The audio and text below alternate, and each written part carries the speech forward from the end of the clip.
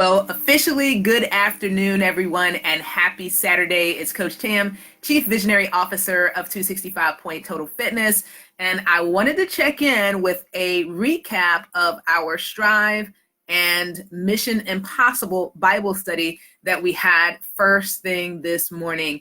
Let me tell you, as He always does, God spoke through us through this series.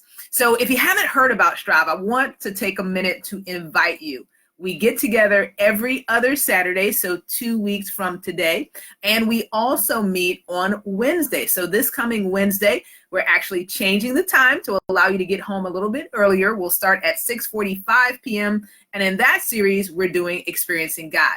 So we want to invite you to come check us out, check out our workouts, but also experience the 265 point difference. We combine faith and fitness through things like Strive. So let me bring you up to speed on our Bible study today.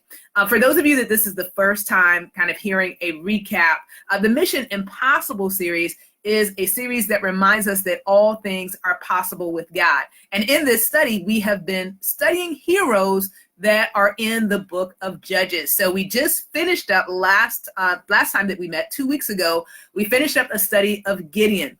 And this week we dug into another Bible hero named Jephthah. So I want to tell you a little bit about him. This story picks up in Judges chapter 11. And I will explain there's a little bit of a gap in between where we left off in chapter 8 and chapter 11. So in chapter 9, we saw a new leader come on the scene, a son of Gideon, who unfortunately his heart wasn't in the right place. So we talked about how we can learn things in terms of what we are to do. And then from some people, we learn what not to do. So unfortunately, from Abimelech, we learned a lot of things about what not to do. And then following his period of judgeship, 2 additional judges came on the scene. And then when we get to Judges chapter 11, we meet Jephthah, who had a very interesting story. So if you were to check it out, I encourage you to do this on your own. If you go over to the book of Judges 11, what you will notice is Jephthah is actually a great warrior. That's how the study, the text opens about talking about how great he was at what he did. But then as the story continued to unfold, we learn that Jephthah is the son of a prostitute. And because of this, his family, his half brothers decided that they didn't want anything to do with him. So they told him, listen, you're not a true heir, and so you're not going to receive any inheritance. And so Jephthah set off and he ran away. He said, you know what? I don't need this. I'm going to get out of this situation. And he went to another land. And when he got there, he actually inherited a group of followers. So we talked about in our study, first of all, how sometimes, unfortunately, even though we're doing all the right things, we're believing God, we're operating in our gifts as Jephthah was, there are going to be people that are threatened by that don't appreciate that, and may mentally and emotionally abuse us, just as they did Jephthah. They said, listen, you're not a true heir.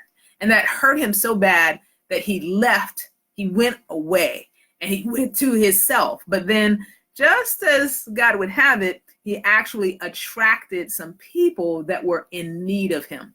When we look at the scripture, it calls them kind of a ruthless band, a worthless band of individuals. But when you really study the text, it's not that these individuals were criminals. They were simply people that didn't fit in. They didn't have anywhere else to go. They were misfits, just like Jephthah was. So we talked about how in one of the lowest moments of his life, he was called to lead. And sometimes those of us that are in leadership positions, that's exactly what is going to happen to us. God has a plan for us.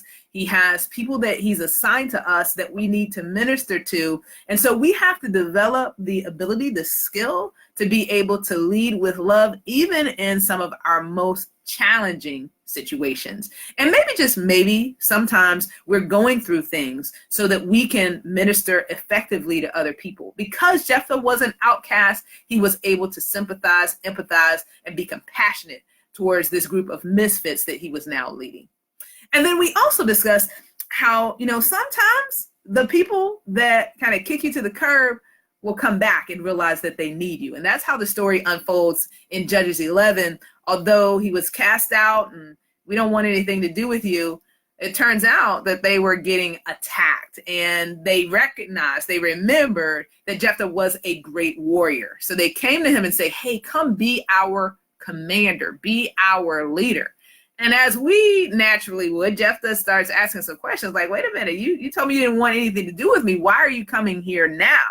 And they're honest. They say, because we need you. And the same is going to be true for you and for me, family. There are going to be times where people have mistreated us, and they're going through life situations. They're going to recognize that they need us.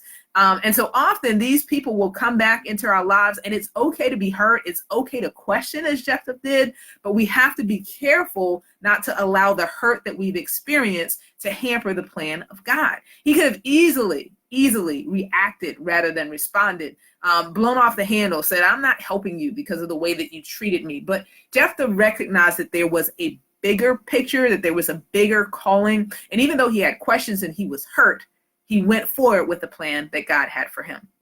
We also discussed how in Psalm 139, verses 15 and 16, even though things surprised us, this was a surprise to Jephthah. It wasn't a surprise to God. It says, you watched me as I was being formed in utter seclusion, as I was woven together in the dark of the womb. You saw me before I was born. Every day of my life was recorded in your book. Every moment was laid out before a single day had passed. So there are no surprises. There's surprises for us, but there are no surprises with God. And Jephthah models for us the importance of responding, not reacting, right? So he could have easily, like I said, flown off the handle here, but he kept his composure. He maintained a good attitude. He didn't react emotionally. He responded thoughtfully with questions. And when he realized the bigger picture, he was willing to step up. And last but not least, we discuss how whatever it is, the situation that Jephthah found himself in, being an outcast, or maybe the situation that you're dealing with on the job, with your spouse, with your kids, and your finances, or in your health. Whatever the situation is, it's not forever. Situations come and they go. They're for appointed times, and we can't change the time other than to learn the lessons that they are designed to teach us quickly. Many times we just have to outlast whatever it is. We have to trust that no matter how it looks, that God is going to take that situation and turn it around. And many times, just as he did with Jephthah, he will make our enemies our biggest fans. Proverbs 16:7 reminds us, when the Lord takes pleasure in anyone's way, he causes their enemies to make peace with them. So if things are going wrong in your life right now, if some people that you thought would be on your side are not on your side, trust that God has a bigger plan, and he's going to get you through this situation. Just keep your eyes, keep your heart focused on him. You continue to display a good attitude regardless of what they do, and God will reward your faithfulness. Now, if you'd like to join us in our Mission Impossible series, we'll be getting together again in 2 weeks. Check out the link in the comments, and we hope to see you there. I hope you have a great weekend. God bless.